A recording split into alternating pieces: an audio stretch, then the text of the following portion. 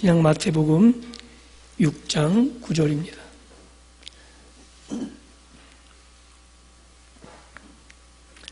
마태복음 6장 9절 한 절 말씀입니다. 우리 차렸으면 함께 한 목소리로 봉독합니다. 같이 읽습니다.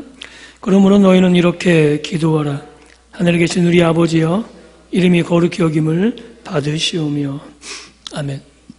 오늘 우리가 이제 앞으로 계속해서 좀 살펴보고자 하는 내용은 주님께서 가르쳐 주신 기도라고 알려진 주기도문에 대한 본문입니다. 앞으로 제 설교 가운데 이제 가장 많이 듣게 될 단어가 하나님 나라라는 단어가 될 것입니다. 물론 이 하나님 나라라는 건 우리 눈에 보이지 않습니다. 성경 전체에도 예수님께서 하나님 나라라는 용어를 극히 제한적으로 쓰셨지, 구약 성경에도 실제적으로 이 하나님 나라가 언급되어 있지는 않습니다. 그런데 그 하나님 나라가 언급되어 있지 않다 그래서 그럼 그게 존재하지 않느냐? 그렇지는 않죠. 왜냐면 우리가 창세기 1장에서도 살펴보았듯이 실제로 하나님이 하나님의 나라를 세우신 그 모습을 온 우주를 창조하신 모습으로 표현되어 있다고 분명하게 설명드렸습니다. 그래서 하나님의 나라는 하나님이 통치하고 계신 나라를 뜻하는 것이고, 지금도 하나님의 통치가 중단되지 않았다면 당연히 우리도 하나님의 통치 안에, 하나님 나라 안에 살아가는 하나님의 백성으로 분명히 서 있다라고 말씀드릴 수 있습니다. 이 하나님 나라에서 가장 중요한 건 하나님의 통치권이죠. 하나님의 주권.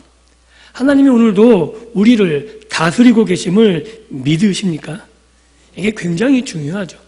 그러니까 여러분들이 하나님의 통치, 하나님의 다스림을 받고 있다면 여러분은 하나님 나라의 백성이 되는 것이고, 여러분이 있는 그곳이 하나님 나라다라고 말할 수 있는 겁니다. 특별히 이 마태복음은 굉장히 중요한 이야기를 하고 있는데, 왜냐하면 마태복음 예수님 오실 당시에 이미 왕이 있었다고 마태복음 2장에 나오거든요. 그 왕이 누구였죠? 당연히 헤롯이었죠. 세상의 왕이 이미 존재하는, 세상 왕이 통치하는 나라에 왕으로 나셨다는 거예요. 그래서 마태는 그 마태복음에 있는 독자들에게, 그리고 오늘 우리들에게 동일하게 질문하는 거죠. 누가 다스리고 있는 것인가? 과연 누구의 통치를 받아야 되는 것인가? 예수님 당시로 표현하자면 헤롯의 통치를 받아야 되는가? 아니면 왕으로 오신 예수가 통치하는 분이 맞는가? 라고 우리에게 묻고 있는 거죠. 한번 여쭤보겠습니다. 오늘 그렇다면 우리를 통치하는 대상이 누구입니까? 윤석열 대통령입니까? 아니면 하나님이십니까? 물론 우리나라의 대통령의 그 위임한 권력의 통치를 받아야 되겠죠. 그러나 본질적으로 따지면 우리는 하나님의 백성으로 하나님의 통치를 받아야 되는 거죠. 그래서 계속해서 마태복음은 분명하게 이 세상의 왕의 통치와 하나님의 통치를 극단적으로 대비해서 보여주는 방식을 취하죠. 헤롯의 통치 방식이 그래서 헤롯이 나오면서부터 설명되어집니다. 그의 통치 방식은 힘이죠. 자기의 권력을 유지하기 위해서 아들이고 아내고 가차없이 죽여버리는, 그 누구에게도 권력을 양보하지 않는 철의 군주의 모습을 보여줍니다.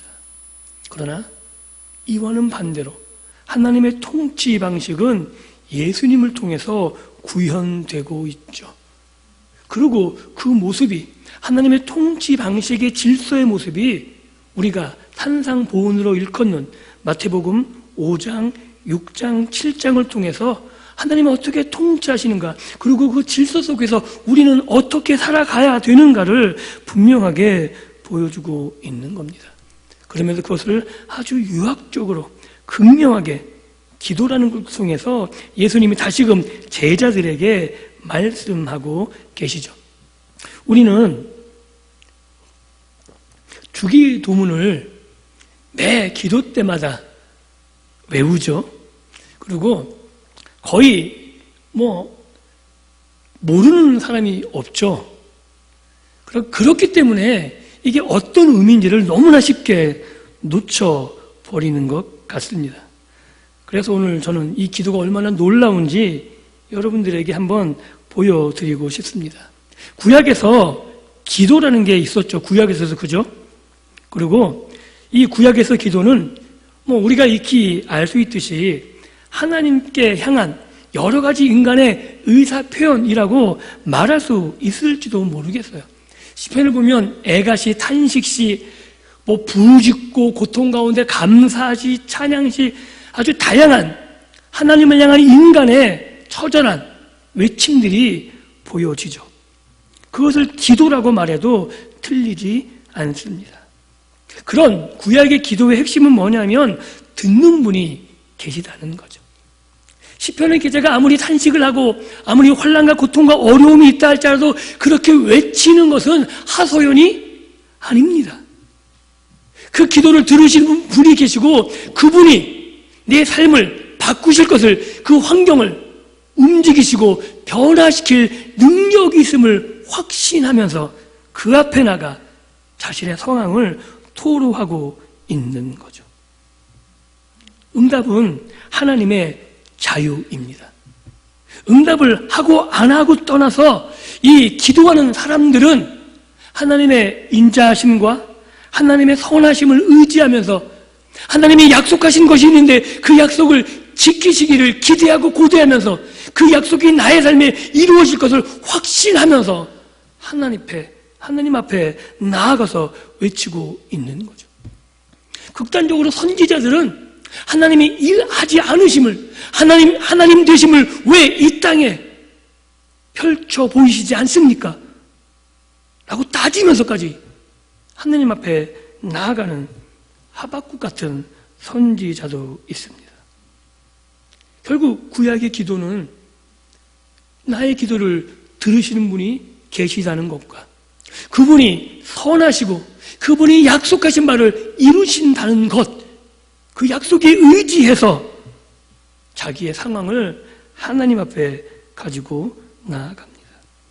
그리고 예수님께서는 주기도문을 가르치기 전에, 제자들에게 말하기 전에 잘못된 기도의 습관들, 그렇게 하면 안 되는 것들을 미리 보여주시죠. 그게 외식하는 자와 같이 기도하지 말아라, 사람에게 보이려고 회당이나 길거리에 가서 기도하지 말아라, 그리고 중언, 부언 하지 말라. 이것은 기도가 아니라는 거죠. 왜냐하면 그 중심에 정말 하나님이 내 기도를 들어달라는 게 목적이 아닌 거예요. 내가 보여지는 거고 내가 관철시키는 내 의지가 중심이기 때문에 그거는 잘못된 거라고 말하고 있는 거죠. 오늘도 우리가 기도 생활하는 가운데 가장 잘못된 게 뭐냐면 하소연 같은 느낌이 있는 거예요. 들어주면 감사하고 아니어도 기도는 그런 게 아닙니다. 우리가 분명히 아셔야 되는 건 우리의 기도를 듣고 계신 분이 계심을 믿을 수 있기를 주님의 이름으로 축복합니다. 그분은 나를 사랑하시고 언약에 성실하신 분이고 그분의 선하심이 오늘 나를 여기까지 인도해 내셨음을 우리가 믿을 수 있어야 되는 거죠. 또 한 가지는 내 정성이 기도의 응답을 좌우하지 않는다는 거예요. 이게 한국적인 기도 습관 가운데 가장 잘못된 거라고 저는 생각을 해요. 지성이면 감천. 아니에요. 하나님의 뜻대로 구하셔야 되는 거죠. 우리가 아무리 기도한다고 내 욕심을 놓고 아무리 정성을 들인다고 그것이 하나님의 뜻에 맞지 않는다면 하나님은 절대 응답하지 않으실 겁니다. 아니, 우리를 깨닫게 하셔서 우리의 기도의 방향을 틀어놓을 수도 있으십니다. 그래서 예수님께서 이렇게 기도하라라고 말하죠. 이게 기도의 정답은 아닐지 모르겠지만 이런 기도의 순서와 방향으로 하나님 앞에 나아가는 것이 너희들에게 유익하다라고 말하고 있다는 사실에 주목하셨으면 좋겠습니다. 그러면서 가장 먼저 나오는 단어가 이런 거죠. 하늘에 계신 우리 아버지요. 이게 얼마나 놀라운 고백인지 모릅니다. 안 놀라시죠? 그러니까 여러분이 이게 하늘에 계신 우리 아버지가 너무 익숙해서 그러는데 이거는 구약 사람들이 입에 담기 어려운 말이었어요. 아십니까? 한번 여쭤보죠. 여러분 믿지 않는 사람들하고 하나님이 계신 걸 논증해서 증명하실 수 있으십니까? 믿지 않는 사람들에게 하나님을 어떻게 증명하시겠어요? 감당이 안 되죠, 그죠? 이게 설명이 되시나요? 옛날엔 더 했죠. 왜냐하면 고대 세계 신들은 뭘로 나타나져 있어요? 우상으로. 제가 몇 번 얘기 드렸습니다. 고대에서 우상은 인격을 가진 사람들이 진짜 생각했다고요. 우리처럼 그냥 어떤 돌덩어리 이렇게 치부한 게 아니고 그 왕의 형상은 그게 곧 왕이라고 생각했었고, 그래서 형상조차 함부로 사람이 만든 건데 그게 우상으로 딱 만들어지면 만든 사람조차 그 우상을 함부로 못했다고. 왜냐하면 실제라고 생각했다고요, 진짜. 그렇게 생각하는 사람에게 하나님을 증명하기 너무 어렵죠. 왜냐하면 하나님의 형상이 없잖아요. 형상을 만들면 뭘 어기는 거예요? 제1계명을, 2계명을 어기는 거거든요. 그러니까 이방인들과 싸울 때 이방인들은 신을 쉽게 증명할 수 있어요. 우상 하나 들고 우리 신 여기 있다. 그러면 사람들이 다 인정해요. 그래, 너희 신 거기 있구나. 그리고 전쟁에서 이기면 그래, 너희 신 세다. 이게 증명이 돼요. 그런데 하나님은 눈에 안 보여요. 그리고 이 당시에 이스라엘이 강대국이 아니에요.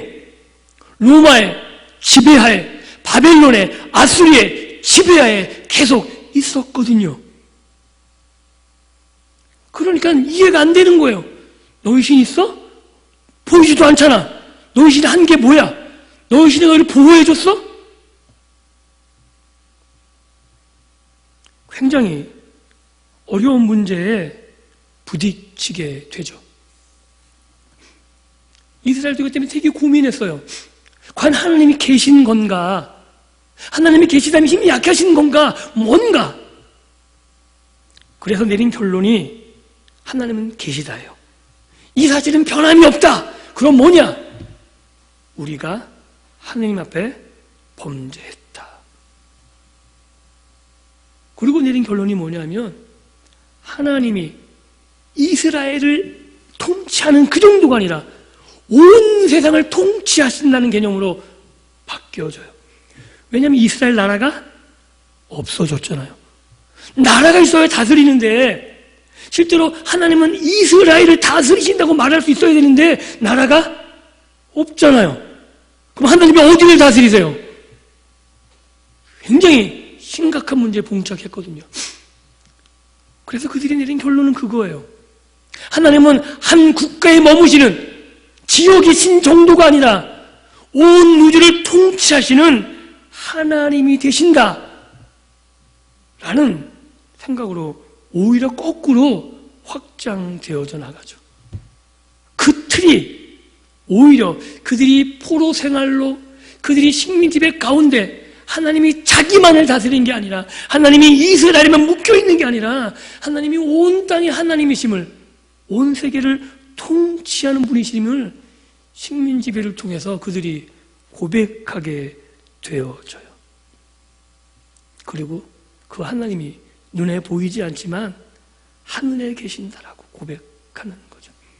왜냐하면 하늘에 신들이 계신 장소로 모든 사람들이, 모든 그 당시에 사람들이, 세계 사람이 다 인정하는 거였거든요.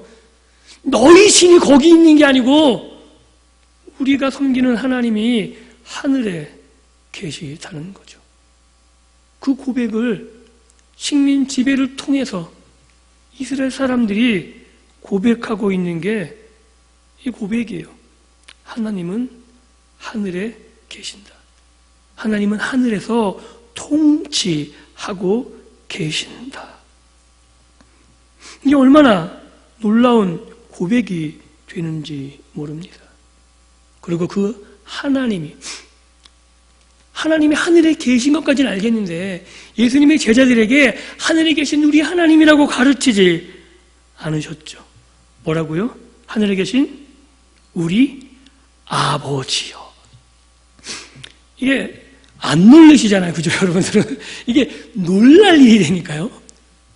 왜냐하면 이 고대 근동에서 신이란 건 대부분 전쟁하고만 연결되어 있지 사람하고 연결되지는 않아요. 그냥 그 힘이 세면 센 거고 능력이 많으면 많은 것이 그것이 사람하고 관계를 맺는 인격적인 그런 신의 모습은 보여지지 않죠. 그런 세계 역사에도 없을 뿐만 아니라 이스라엘 가운데서도 구약에서도 하나님은 아버지 개념으로 거의 사용되지 않습니다. 어떨 때 하나님이 아버지로 나오냐면 다윗하고 언약을 맺을 때 내가 네 아들을 내 아들로 삼겠다고 말씀하세요. 그래서 내가 네 아들의 자손들, 네 아들들은 내가 사울을 버리는 것처럼 버리지 않고 진짜 인생 부모처럼 인생 아빠처럼 내가 그를 때려서라도 고쳐내겠다라고 표현할 때 아들과 아버지의 관계가 나와요. 그래서 구약 사람들은 아버지와 아들, 하나님이 아버지 그러면 아들은 자기가 아니에요. 누가 아들이에요? 다윗의 후손들. 그 왕들이 아들이에요. 그러니까 이스라엘 평민들이 하나님의 아들들로 불려진 경우는 없습니다. 그리고 이 아버지와 아들계는 굉장히 독특한데 이 동양에서는 특히 우리나라 중국에서는 자녀, 아빠, 아들 그러면 부모의 소유 개념이 크잖아요. 그래서 막 옛날에는 어려울 때 아들이 많으면 야, 너 우리 집에 있으면 우리가 어리가 너 저쪽 집에 가 있어 막 애들을 흩어버리거든요. 별 죄책감도 없이. 책임좀 못 들고 낚이는 왜 낳는지. 그쵸? 근데 그게 별 죄의식이 없었다고요. 그냥 소유물이에요. 그런데 고대 근동이나 성경에서 아들은 그런 의미가 아닙니다. 아들은 아버지로 정의돼요. 즉, 이 아들은 나중에 그 아빠가 된다는 게 굉장히 큰 의미예요. 그 아빠의 직업, 아빠의 역할, 아빠의 지위, 아빠가 하는 모든 것들, 그 아빠가 가지는 가문의 위치, 그 모든 것을 누가 그대로 이어받냐면 아들이 이어받아요. 그래서 아들을 소개할 때 얘가 내 아들이야 그러면 사람들은 대부분이 아들을 주목하지 않고 그 아빠를 주목해요. 왜? 그 아빠의 역할을 나중에 누가 하게 돼요? 아들이 하게 돼요. 여러분들 벤허라는 영화 아십니까? 벤허. 그 벤허의 뜻이 뭔지 아세요? 벤이 히브리어로 아들이에요. 그럼 이해되시죠? 벤허의 뜻이 허의 아들. 이게 벤허의 의미예요. 그 허가 누구예요? 벤허를 구출해서 벤허를 자기 양자 삼은 로마의 총사령관. 즉 총사령관이 아빠기 때문에 그 허의 아들이 된 그 아들이 역할이 나중에 뭐가 된다는 거예요? 총사령관 된다는 거예요. 그러니까 신분의 변화가 확 생기는 거죠. 온통 주위가 난리가 난 거예요. 옛날엔 노예였는데 지금 그 사람의 아들이 되니까 그하고 관계를 새롭게 맺지 않으면 나중에 어떤 불이익이 생길지 모르거든요. 그 아들의 이미지가 그렇게 굉장히 강하고 다르다는 거죠. 그렇게 보면 오늘 예수님이 말해주신 이 주기도는 의미가 새롭게 느껴지셔야 되는 거예요. 하늘에 계신 뭐라고요? 우리 아버지라고요. 여러분들이 결국 누구의 역할을 하게 된다고요? 아버지 역할을 하잖아요. 여러분들이 하나님이 해야 될 일을 해야 되는 거고, 여러분들이 하나님이 가지셨던 그 것들을 성취시켜야 되는 거고, 하나님이 가지셨던 권위와 지위를 사용해야 되는 존재다라고 말씀하고 계신 거죠. 예수님 당시에 이스라엘 사람들은 로마 식민 지배 가운데 살았습니다. 얼마나 피폐한 삶을 살았는지 몰라요. 그리고 그들은 이것이 자신들의 죄악 때문이었다고 처절하게 고통, 신음하며 살았어요. 그래서 세례 요한이 왔을 때 얼마나 그들에게 소망과 희망이 생겼는지 몰라요. 왜냐하면 하나님이 400년 동안 말씀하지 않으셨는데 우리의 죄악을 지금 심판하고 계시고 우리가 하나님께 돌아갈 길이 없어졌다고 생각했는데 하나님이 말씀하신다라는 그 한마디에 모든 사람들이 몰려들었어요. 길이 열렸거든요. 하나님께 돌아갈 길이 열렸거든요. 400년 내내 어떻게 해볼 수 없었는데 돌아가고 싶어도 돌아갈 방법도 몰랐는데 한 사람이 광야에서 외치는 거예요. 회개하라. 천국이 가까워 왔느니라. 하나님이 너희에게 오셨으니 하나님이 받아줄 준비를 하고 계신데 너희가 이제 돌아오면 된다. 이 말이 그들에게 얼마나 놀라운 소식이었는지 몰라요. 그래서 어떤 존재인지 관계없이 그들이 다 나와서 세례 요한에게 세례 받잖아요. 그게 무슨 이벤트가 아니에요. 이제 우리가 하나님께로 돌아갈 길이 열렸다는 거죠. 우리가 돌아가면 이 식민 지배가, 우리가 돌아가면 지금의 고통과 환난들이 이제 하나님께서 일하심으로 끝나겠구나 라는 그 소망을 가지고 세례 요한에게 나아갑니다. 그런데 예수님은 그 정도가 아니죠. 너는 이렇게 기도해라. 하늘에 계신 우리 아버지, 즉 너희가 아버지로 부른다는 거예요. 다윗 왕조가 멸망당했습니다. 그죠? 예수님 오기 700년 전에 다 멸망당했어요. 왜 멸망당했죠? 하나님 앞에 범죄에서 이스라엘을 우상을 섬기는 범죄의 길로 자기 스스로 회복했다는 하나님 없이 뭘 하겠다는 그 범죄의 길로 이끌어갔던 자들이 다윗의 아들들, 후손들이었거든요. 그렇다면 그들이 돌아오지 않으면 하나님은 그들을 용서해 줄 이유가 전혀 없는 거예요. 그리고 그들을 인도해서 하나님 앞에 돌아가게 할 다윗의 후손은 지금 그들에게 보이지 않습니다. 소망이 없고 나아갈 길이 전혀 보이지 않는 거죠. 그런데 예수님이 말씀하고 계시는 거예요. 돌아와라. 하나님이 이미 너희 앞에 오셨다는 거예요. 아버지로 이스라엘 다스렸던 다윗 왕의 인간을 기다리는 게 아니라 너희가 하나님 앞에 오면 너희 각자를 하나님이 이제 받아주시겠다고 말하고 계신 거죠. 그러니 제자들이 이 말을 들을 때 얼마나 충격적이었을까요? 그들은 메시아를 기다렸다고. 그 메시아는 온전히 누구였어야 돼요? 다윗의 아들들, 다윗의 후손이었어야 돼요. 그리고 그 다윗의 후손, 그 왕이 일어나서 자신들을 이끌어서 하나님 앞에 세워지기를 원했다고요. 그런데 예수님은 전혀 뜻밖의 내가 다윗의 후손이다, 내가 너희를 이끌겠다라고 말하는 것이 아니라 하나님이 너희 아빠 되신다라고 직접 너희가 하나님 앞에 서라고 말씀하고 계신 거죠.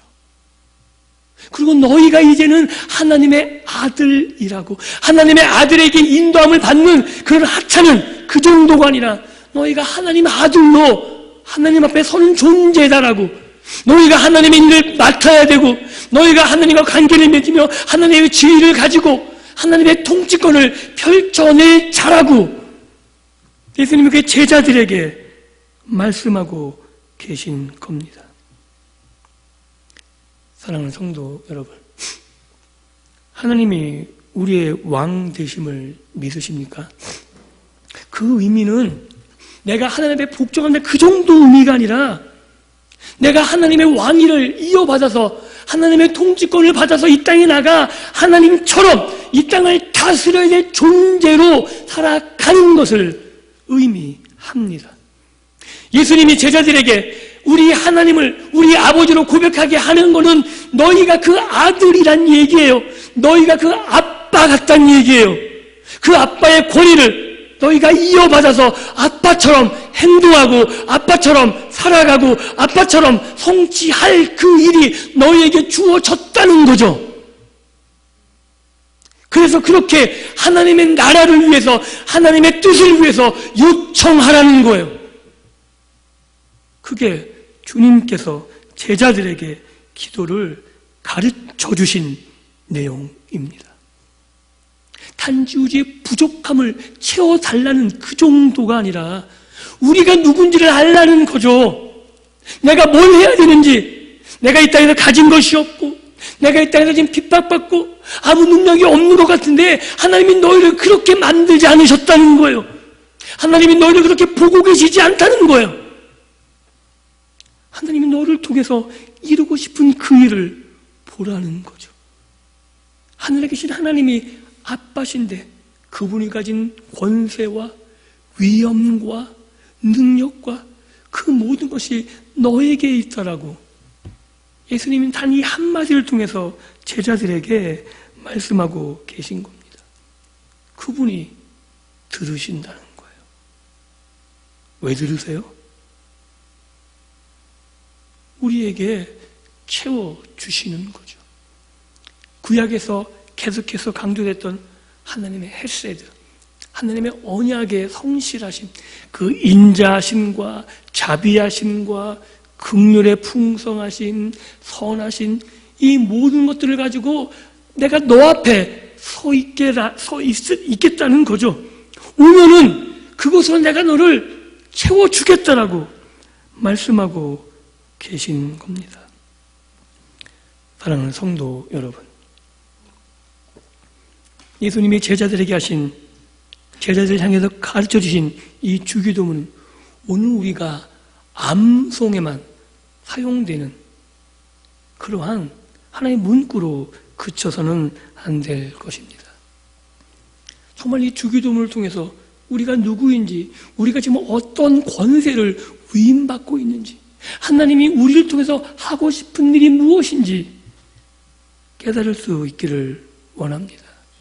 그리고 그를 경험함으로 그냥 주저앉아 있는 내가 아무것도 할 수 없다는 그것이 아니라 하나님이 나와 함께 나가실 것을 기대하시고 확신하시면서 세상과 부딪히셨으면 좋겠습니다. 하나님이 여러분들과 분명히 함께 하실 것입니다. 말씀을 마무리합니다. 기도하십시오. 기도하시는데 단지 여러분이 해야 될 것, 여러분이 그 바운더리 안에서만 묶여 있지 마십시오. 우리가 해야 될 일이 너무 많지 않습니까? 하나님이 우리를 통해서 하고 싶은 일이 너무나 많지 않습니까? 내가 못한다고 하나님을 제한하지 마십시오. 하나님이 우리 아버지 되셔서 우리가 하나님의 뜻을 행하는 그때 하나님이 함께 하시겠다고 말씀하십니다. 예수님도 분명히 우리에게 약속하셨잖아요. 볼지어다 내가 세상 끝날까지 너희와 항상 함께 하겠다라고. 왜 함께 하시나요? 우리를 통해서 하나님의 뜻이 이루어지는 그곳에 하나님께서 역사하시겠다는 것 아닌가요? 그래서 우리가 기도함으로 단지 내 필요에만, 내 필요를 채우는 것을 넘어서 하나님의 마음을 알아가시고, 그리고 기도를 통해서 내가 하나님의 아들됨을 확인하시고, 기도함으로 단지 주기도문만을 반복하는 그런 기도가 아니라 하나님의 말씀을 통해서 세상을 바라보면서 하나님이 왜 아파하시는지, 하나님이 우리를 통해서 오늘도 세상을 향해서 무엇을 전하라고 말씀하시는지, 내가 가정에서 내가 만나는 모든 사람들에게 내가 어떻게 살아가야 되는지 내 연약함을 고백하시고, 내가 하나님의 능력을 힘입어 하나님의 말씀을 증거하며 예수 그리스도를 증언하는 자로 서져서 우리의 삶을 통해서 오늘도 하나님 아버지의 마음이 시원하게 되어지고, 우리를 통해서 하나님이 기도를, 우리의 입술을 통해서 들려주시는 기도가 우리의 삶을 통해서 그대로 이루어지는 그런 놀라운 역사들을 경험하며 살아가시는 믿음의 백성들의 삶이 될 수 있기를 주님의 이름으로 축복합니다. 기도합니다. 하나님, 감사합니다. 실망과 좌절 가운데 하나님이 일하시지 않는다고 낙담하고 절망했던